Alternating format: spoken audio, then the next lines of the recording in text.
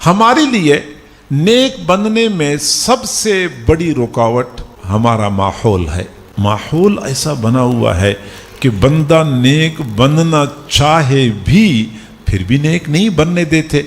जो लोग बेचारे दफ्तरों में काम करते हैं उनको पता होता है कि दफ्तर में नमाज पढ़ना कितना दुश्वार हो चुका है। आप नमाज पढ़ने के लिए जाते हैं, अफसर की पेशानी पे नागवारी के आसार नज़र आते हैं कि फिर नमाज पढ़ने के लिए जा रहा है। आप तालीमी इदारे में पढ़ा रहे हैं तो अफसरान वाला परेशान होते हैं कि हर वक्त मुसल्ले पे बैठा होता है, इसको तो बस नमाज की फिक्र होती है।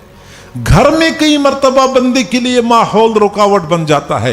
कितने नौजवान ऐसे हैं जो चाहते हैं कि मैं आइन जवानी और शबाब के आलम में अपने जिस्म को मसनून लिबास से आरास्ता हो पे रास्ता कर लूं, अपने चेहरे को रसूलुल्लाह की सुन्नतों से सजा लूं, लेकिन घर का माहौल उसके मुवाफिक नहीं होता। कभी माँ रुकावट बन जाती है, कभी बीवी रुकावट बन जाती है, कभी वालिद रुकावट बन जाता है। हैरान हो जाता है बंदा कि मुसलमान घर के अफराद, एक घर के मुसलमान अफराद अपने जवान बेटे के लिए दीन की तरफ आने में रुकावट बन जाते हैं।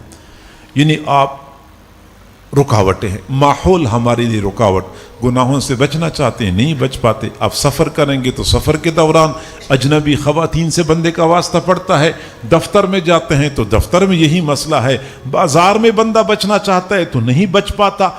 बचने की कोशिश करते हैं फिर भी नहीं बच सकते। स्कूल और कॉलेज का मामला आपके सामने है कि कई नौजवान बेचारे ऐसे होते हैं जो गुनाहों से बचना चाहते हैं लेकिन नहीं बच पाते।